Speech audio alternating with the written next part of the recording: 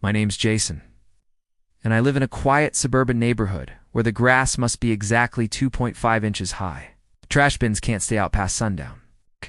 And the HOA president, known infamously as Karen, believes she's queen of the block. I'm a detective in a multi-agency police task force, but I keep my work life low-key. Most of my neighbors don't even know I'm a cop. I park my government-issued Jeep Wrangler behind my house, chained and locked since it's used for covert operations, unmarked but loaded with tracking gear. One Monday morning, I walked outside and froze. The lock on my gate was snapped, my task force Jeep gone. I immediately checked my outdoor cam, and there she was, Karen, in her trademark wide sunglasses, wielding bolt cutters and strutting like she owned Fort Knox in the footage.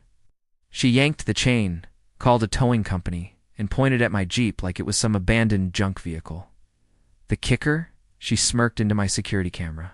She didn't even leave a warning notice, just took it, said it was violating HOA policy by being parked in public view, behind a 6-foot privacy fence. But this wasn't just a vehicle. Inside that Jeep were encrypted files, field surveillance gear, and unprocessed case evidence. I called dispatch. My captain picked up. Within 20 minutes, 3 squad cars, a forensic van, and my task force commander were outside my house. Karen, sipping wine on her porch like nothing happened, suddenly had a front row seat to a full-blown police operation. We followed the GPS tracker on the Jeep. It pinged at a shady impound lot down the road. Now here's where it gets crazy. The towing company owner claimed Karen signed a personal authorization form, stating she had legal rights to remove the vehicle.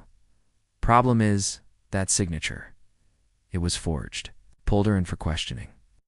At first, she kept her attitude. I'm the HOA president. I have authority, she snapped.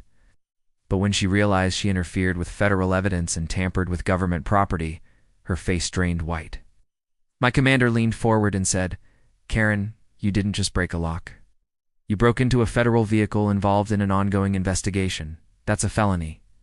Karen went silent, completely pale.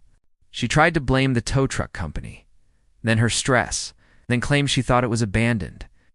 But none of that would erase the footage or the damage. Eventually, the Jeep was recovered. Equipment had been rummaged through, but thankfully nothing critical was missing. Still, Karen was charged with unauthorized vehicle removal, destruction of property, forgery, and interference with law enforcement operations. The HOA board. They held an emergency vote. Karen was removed permanently and banned from holding any leadership position again. As for me, I installed reinforced steel gates and a motion-triggered siren. And sometimes, I'll drive the Jeep down the street slowly, just to wave at Karen, who now peeks out her curtains and quickly disappears. She thought she was above the rules, but she learned the hard way. You don't mess with someone who writes them.